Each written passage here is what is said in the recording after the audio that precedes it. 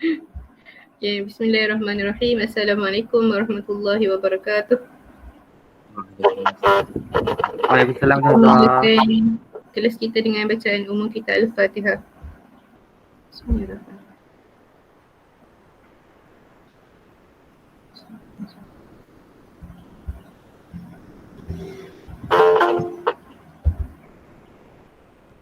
Okay. Furqan, baca doa Furqan.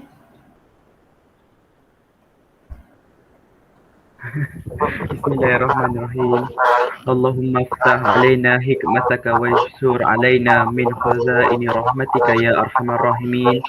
Rabbi shrah li sadri wa yassir li amri wahlul 'uqdatam min lisani yafqahu qawli. Amin. Amin.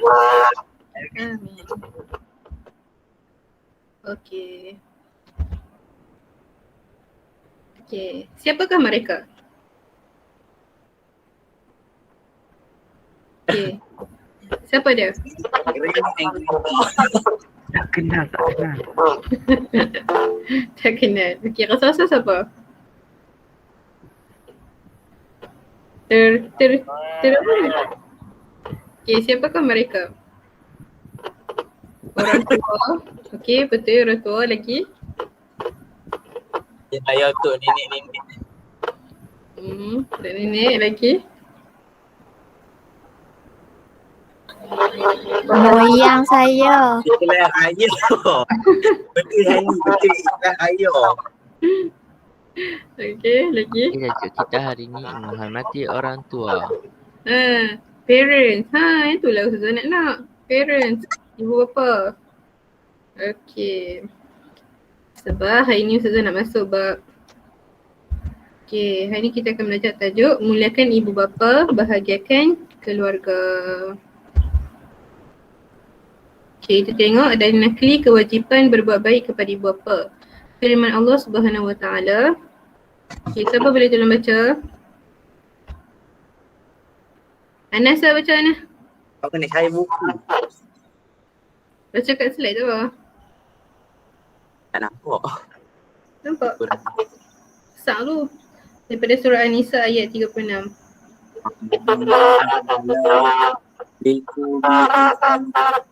Wabil walidaini ihsanan wal yatama wal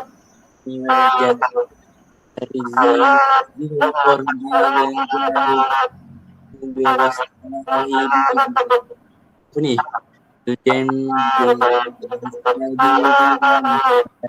aiman inna allaha la yuhibbu. Okay. Kita tengok maksud dia.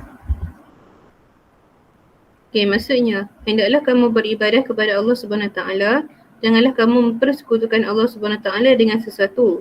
Hendaklah kamu berbuat baik kepada kedua ibu bapa dan kaum kerabat, anak yatim, orang miskin, jiran tetangga yang dekat dan yang jauh, rakan sejawat, orang musafir yang terlantar dan hamba sahaya yang kamu miliki. Sesungguhnya Allah Subhanahu Wa Taala tidak suka kepada orang yang sombong, takbur dan membanggakan diri.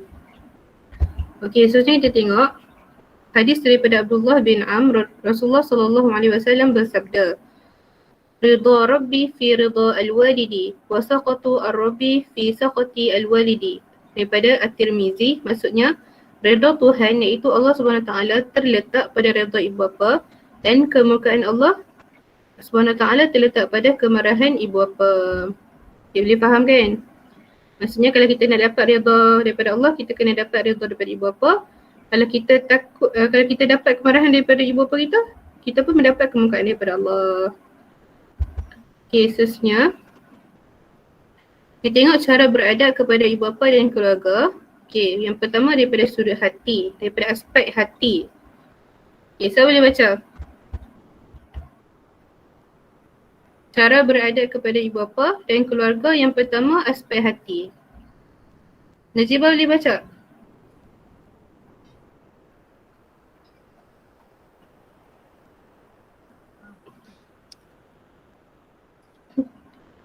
Saya boleh tolong baca? Nasir baca Nasir. Setiap anak wajib berkasih sayang terhadap ibu bapa. Contohnya sentiasa menjaga hati dan perasaan serta tidak membenci mereka. Yang kedua, Prihatin dan mengambil berat dengan selalu bertanya kabar serta menghulurkan bantuan yang diperlukan. Hormat menghormati antara satu sama lain dengan memupuk kasih sayang dan membina keluarga bahagia. Contohnya, selalu ceria dan menunjukkan muka manis di hadapan mereka. okey. Kita tengok daripada aspek hati yang pertama, setiap anak wajib berkasih sayang terhadap ibu bapa. Okey. Menjaga hati dan perasaan serta tidak membenci. Yang kedua, prihatin dan mengambil berat dan selalu bertanya kabar serta menghulurkan bantuan yang diperlukan. Okey. Yang ketiga, hormat menghormati antara satu sama lain dengan memupuk kasih sayang dan membina keluarga bahagia. Contoh, ceria dan menunjukkan muka manis di hadapan mereka. Okay, boleh fahamkan daripada aspek hati, dia tak susah pun. Kemudian kita tengok yang kedua, aspek percakapan. Okay, daripada aspek percakapan, Furqan baca Furqan. Okey. Pertama, bersopan santun, bercakap dengan nada, suara dan intonasi yang lemah lembut. Contohnya, tidak meninggikan suara dan marah. Kedua, tidak menyanggah percakapan ibu bapa. Mendengar dengan penuh perhatian, jika tidak bersetuju dengan apa yang diperkatakan, diam sahaja. Ketiga, menggunakan suara yang lembut bagi menyenangkan hati dan menjaga perasaan mereka. Okey, yang pertama bersopan santun, yang kedua tidak menyanggah percakapan ibu bapa, mendengar dengan penuh perhatian, jika kita tak setuju, diam saja. Boleh ke? Furqan. Oh, kalau saya bangkang. Kita boleh ke kita dengar sesuatu benda tu yang kita tak setuju, kita diam? Ke kita lawan? Lagi lawan lah. Berdasarkan pengalaman, saya selalu akan lawan lah. Tapi tak adalah melawan dengan tinggi suara. Kita lawan dekat slow-slow, lembut-lembut macam lagi tu. Betul. Sama lah. Kadang dengan Sebab kita tak boleh kan kalau dengar benda yang kita rasa benda tu salah. Lepas tu kita nak diamkan, tak? Mesti kita akan cakap kot apa yang sepatutnya kita cakap kan. Tapi itulah kita kena jagalah percakapan kita kan. Jangan sampai kita setuju sampai kita marah-marah kan. Jangan kat ibu bapa tu. Okay, seterusnya menggunakan suara yang lembut bagi menyenangkan hati dan menjaga perasaan mereka. Menggunakan suara yang lembut. Okay, seterusnya kita tengok yang ketiga, iaitu aspek tingkah laku. Okay, siapa boleh baca? Daripada aspek tingkah laku. Okay, Hana. Hana dah baca. Selalu menghormati ibu bapa dan keluarga jika tinggal berasingan. Dengan mengunjungi mereka dapat menghilangkan perasaan rindu terhadap anak dan cucu. Menjaga hubungan baik dengan kawan ibu bapa dapat mengelakkan silaturahim dalam masyarakat. Okay, terusnya. Merawat dan menjaga ibu bapa yang sakit dan tua. Contohnya, membawa mereka ke hospital untuk mendapatkan rawatan yang sepatutnya. Okay, terusnya. Memberikan nafkah atau perbelanjaan kepada ibu bapa. Okay. Daripada aspek tingkah laku, selalu menziarahi ibu bapa dan keluarga jika tinggal berasingan kan. Okay, yang kedua, menjaga hubungan baik dengan kawan ibu bapa dapat mengelakkan silaturahim dalam masyarakat. Okay, kalau kamu tengok kan, kenapa dalam cara beradab ni dia suruh kita beradab untuk menjaga hubungan baik dengan kawan ibu bapa. Sebab apa?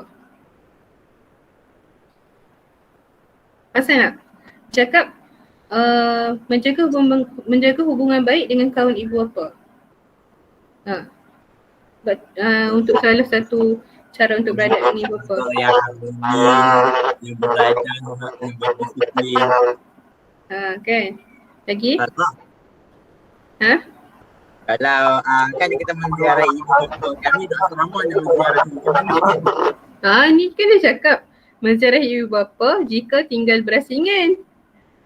Kamu tinggal berasingan ke? Tak kan? Dia berasingan. Kalau berasingan bilik, pilih melawan. elok malam tu kan, ketuk pintu. Bergosip-gosip kan dalam bilik tu. Lepas tu keluar. Okay. Terusnya merawat dan menjaga ibu bapa yang sakit dan tua. Okay, contoh membawa mereka ke hospital. Okay, yang terakhir, memberi nafkah atau perbelanjaan kepada ibu bapa. Okay. Walaupun gaji kita sedikit sekalipun, kalau kita bagi jugalah duit nafkah kan dekat ibu bapa, tu ada keberkatan kat dalam tu kan. Takkanlah tak ada gaji. Bagi 100 ke. Sekarang kamu budak lagi. Nantilah dah habis ngaji nanti. Dah belajar. Dah tak belajar kan. Okey. Seterusnya. Kepentingan beradab kepada ibu bapa dan keluarga. Okay, umat Islam dapat melaksanakan perintah Allah SWT dan Rasul yang menghendaki setiap orang Islam beradab dengan ibu bapa dan keluarga. Yang kedua, membina kewibawaan diri, keluarga yang bahagia dan saling berkasih sayang dapat membentuk individu yang berjaya di dunia dan di akhirat. Yang ketiga, menjadi contoh teladan kerana setiap orang yang beradab dengan ibu bapa akan diikuti oleh orang lain. Dan yang keempat, membina keluarga yang bahagia kerana saling membantu. Okey, boleh faham tak kepentingan beradab ni? Ini senang kan? Okey. Jadikan doa ini sebagai amalan harian. Allahumma ighfir lana dhunubana wa liwalidina warhamhuma kama rabbayani saghira kama rabbawna sighara. Maksudnya ya Allah, ampunkanlah dosa kami dan dosa ibu bapa kami dan rahmatilah mereka sebagaimana mereka menjaga kami semasa kecil. Okay, ada tak yang tak baca doa ni lepas sembahyang? Nak baca. Okay. Kemudian kita tengok punca penderhakaan kepada ibu bapa. Yang pertama, kurang penghayatan agama dalam kehidupan. Anak tidak dapat menilai antara baik dengan buruk dari sudut agama. Contohnya, anak tidak berasa bersalah berbantahan dengan ibu bapa. Okay, yang kedua, kurang menghayati agama di sekolah. Tidak mengamalkan apa-apa yang dipelajari, malah hanya belajar sekadar untuk lulus dalam peperiksaan sahaja. Yang ketiga, terpengaruh dengan perlakuan rakan yang negatif. Rakan yang melakukan perkara yang tidak baik akan mempengaruhi kita supaya melakukan perkara yang buruk. Contohnya, tidak menghormati dan tidak mendengar nasihat ibu bapa semata-mata hendak menjaga hati rakan. Okey. Dekat sekolah kamu ada tak rakan-rakan yang berkelakuan negatif? Ada? It is kind of impossible kalau tak ada. Ya, sekolah kamu tak ada yang jenis negatif ni. Lalu kalau sekolah pandai-pandai ni dia tak apa nak ada sangat lah. Kalau sekolah biasa ni kebanyakan ada lah. Sekolah menengah biasa kan. Hak tu sangatlah kena jaga. Kadang kita tak tahu kan kita terpengaruh dengan mereka. Okey, seterusnya. Okey, sabda Rasulullah SAW sebagaimana yang diriwayatkan oleh Abdullah bin Amr radhiyallahu anhu, la yadkhulul jannata 'aqun. Daripada hadis An-Nasa'i, maksudnya tidak masuk syurga anak yang derhaka. Okey, akibat tidak beradab kepada ibu bapa dan keluarga daripada aspek individu. Okey, siapa boleh baca? Saya. Siapa saya tu? Siapa? Saya. Okey, Ustaz tak nampak. Okey, Najibah. Okey, Akibat tidak beradab kepada ibu bapa dan keluarga. Okay. Aspek individu. Mendapat kemurkaan Allah SWT. Okay. Allah SWT memerintah umat Islam supaya berbuat baik kepada ibu bapa dan anggota keluarga. Sesungguhnya mereka yang derhaka kepada ibu bapa berarti melanggar perintah Allah SWT. Di sisi dan dipinggirkan ibu bapa dan keluarga. Anak tidak menghormati ibu bapa dan anggota keluarga akan dibenci. Dosa besar dan jika tidak bertaubat boleh membawa ke neraka. Okey, daripada aspek individu mendapat kemurkaan Allah SWT, disisih dan dipinggirkan ibu bapa dan keluarga. Anak tidak menghormati ibu bapa dan anggota keluarga akan dibenci. Okey, betul kan? Selalu kalau saya pernah tengoklah orang macam ni. Okey, yang ketiga, berdosa besar dan jika tidak bertaubat boleh membawa ke neraka. Okey. Kemudian kita tengok daripada aspek aspek masyarakat. Okey, siapa boleh baca daripada aspek masyarakat? Saya. Masyarakat. Okey, macam ni. Tidak dihormati oleh masyarakat kerana dianggap tidak berakhlak. Yang kedua. Anggota keluarga berpecah dan susah untuk meminta pertolongan, susah untuk mendapatkan pertolongan. Okey, yang ketiga. Susah untuk mendapat kawan yang baik kerana orang yang baik tidak akan berkawan dengan kita. Mereka menjauhkan diri kerana tidak mahu terpengaruh dengan orang yang tidak berakhlak. Okey, tidak dihormati oleh masyarakat kerana dia dianggap tidak berakhlak. Kemudian anggota keluarga berpecah dan susah untuk mendapatkan pertolongan. Yang ketiga, susah untuk mendapat kawan yang baik kerana orang yang baik tidak akan berkawan dengan kita. Ya, betul kan? Seterusnya. Okey, akibat tidak berada kepada ibu bapa daripada aspek negara. Okey, siapa boleh tolong baca? Siapa boleh tolong baca? Siapa yang belum baca lagi? Siapa nak baca? Okey.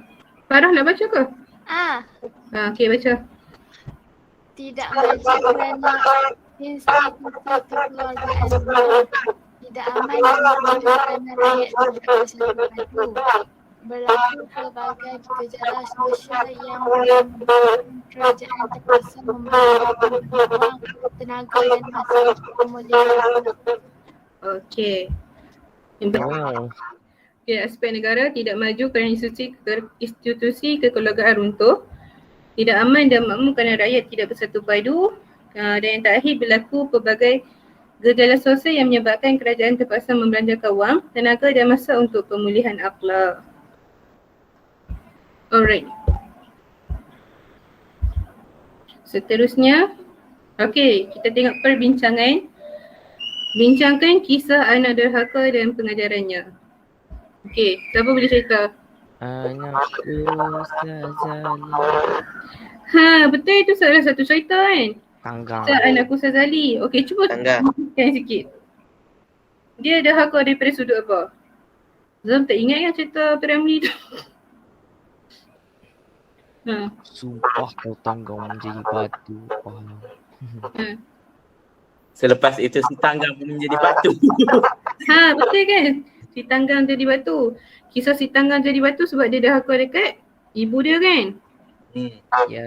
Dia derhaka ke ibu dia. Sebab apa? Sebab dia tak mengaku yang ibu dia sombong. Ibu dia miskin kan? A long time ago.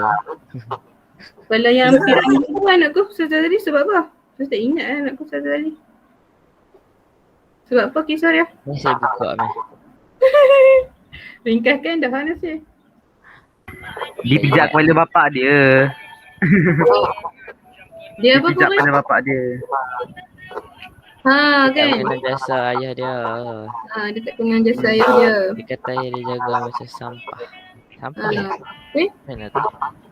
Okey tu. Lupa diri. Betul dia lupa diri. 2. Okey, lagi ada lagi kisah anak derhaka ni? Si Tanggang dengan anakku Sazali. Lagi ada lagi tak? Drama Melayu banyak Hazat.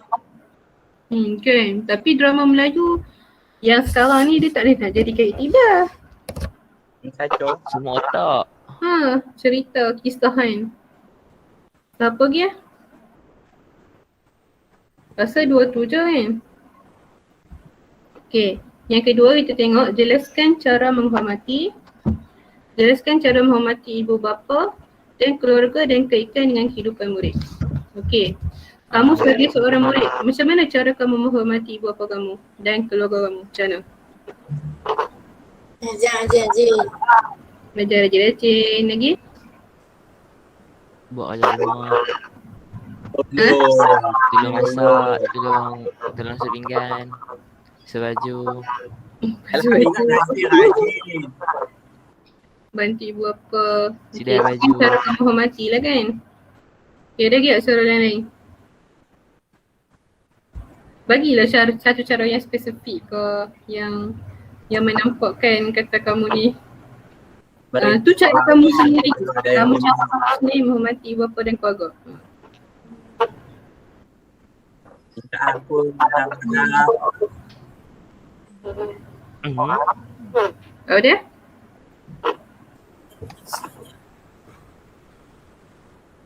Saya tu tak ada ingat Nasir cakap dia macam dia tak berkesan ke? Kita kena minta maaf macam kerabat dia racun Ustazah. Sebab apa? Minta maaf orang hati. Yalah tu. Meringankan beban ibu bapa. Ha betul, meringankan beban ibu bapa. Okay, itu je cara menghormati ibu bapa dan keluarga. Okay. Okay, terima kasih. Macam dah. Okay, Ustazah nak bagi ni. Easy Ustazah. Kamu kan suka kuis kan? Internet issue. Kau saja buat lambat. Boleh jadi. Ustazah start je dia dulu. Nak Kalau start cepat. Ayah bang. Dah masuk bang. Silakan. Nak Ustazah start? Ikut Ustazah. Sudah. Boleh je. Tekan lah. Lambat lah tunggu apa. Hello. Okay, satu, dua. Tekan je start, nanti dia pun boleh masuk juga.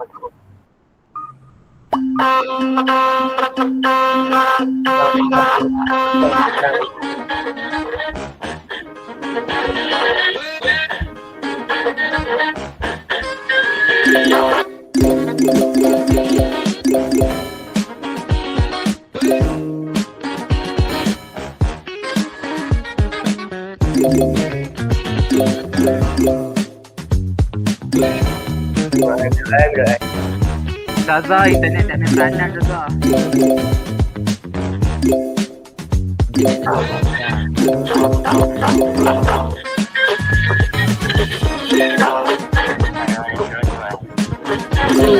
Kau nak atas.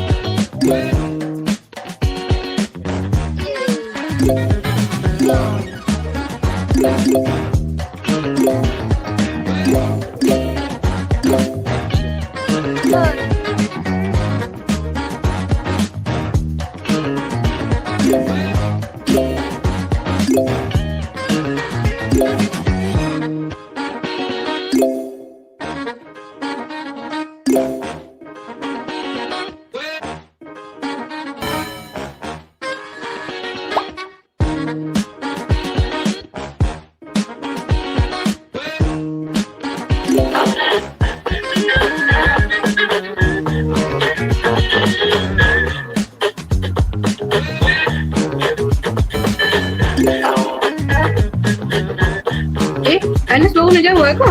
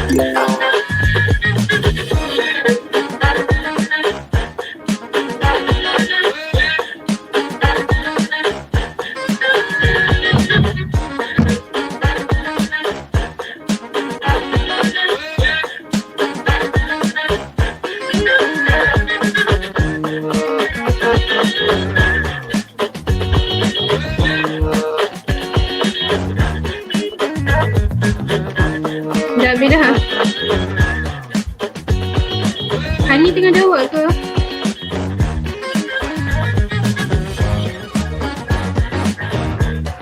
Ari baru nak jawab tak?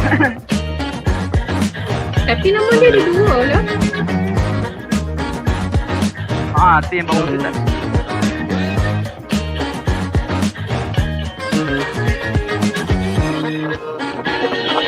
Tapi macam tak jawab dah.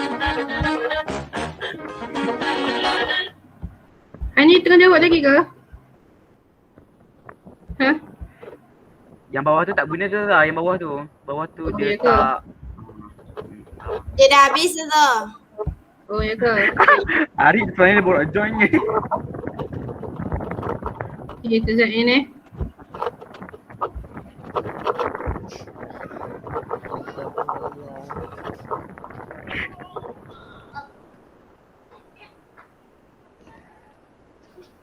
Milo es bungkus.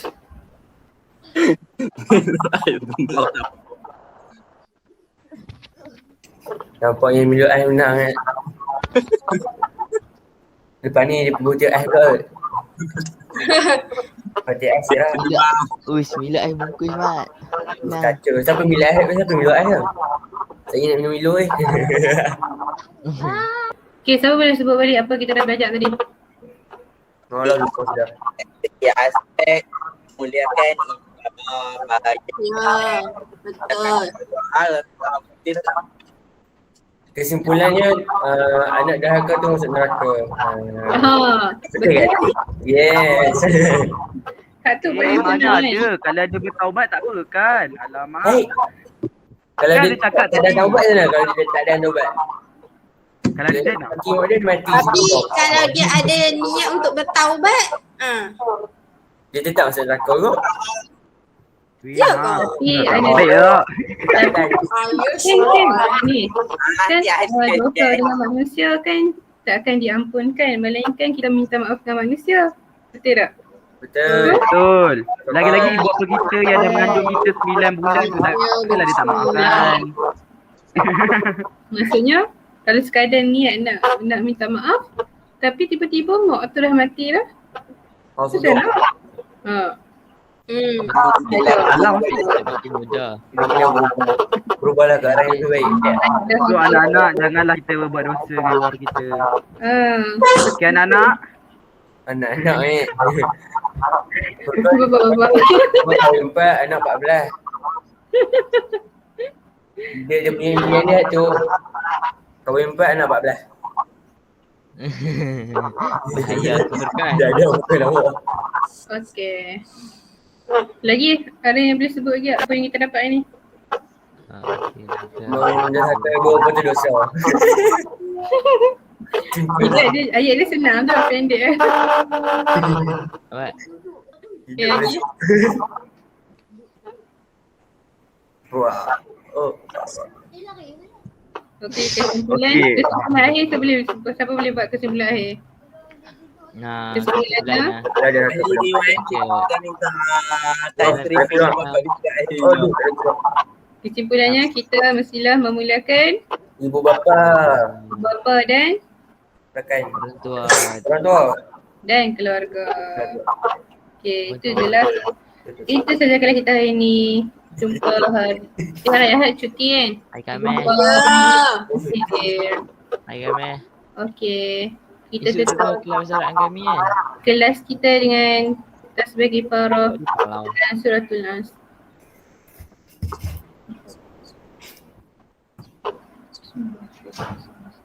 Zaza. Zaza. Ya. Esok Zaza kelas Arab kami kan? Apa dia? Saya nak end record dulu, tak pergi lupa. Tu. Tak, kita terlupa satu lagi kesimpulan.